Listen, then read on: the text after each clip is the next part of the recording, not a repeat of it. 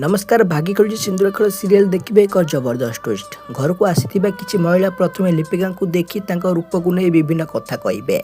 से माने कहिबे आयुष भली सुंदर और स्मार्ट पो पई ए झियो किपरि योग्य। आमे भाबिथिलु से आयुष सुंदर झियो को बाहा हेबो। ए कथा सुनी पद्मनी सेमानकु दृढ़ उत्तर देबे आ कहिबे मनुष्यर सुंदरता तार मुहरे नुहे तार मनरे थाए। भल मन थिले सेही मनुष्य सबठारु सुंदर। या पर लिपिका मध्य हसी कहिबे मु केबे मो रूप को नै गर्व करेनी। मोर विश्वास और मो मन सुंदर हेले समस्त हृदय जीति हेबो। लिपिका को एही कथा सुनी समस्त महिला निज भूल बुझी पारिबे। से माने ताकू क्षमा मागिबे और कहिबे आमे तुमको भूल बुझिथलो, सତରେ तुम मन बहुत सुंदर।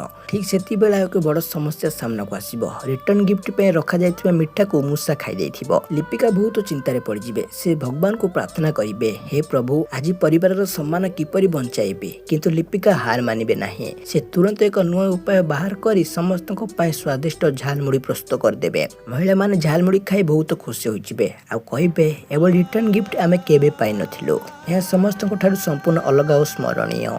यहाँ पर समस्त लिपिका को खूब प्रशंसा करेंगे। महिला माने कहिबे तुम ही घरर प्रकृत लक्ष्मी, तुम परी बहु समस्त भाग्य न थाए। आकाश प्रकाश आयुष और परिवार समस्त सदस्य लिपिका को बुद्धिमत्ता एवं सरलता देखि गर्व अनुभव करेंगे।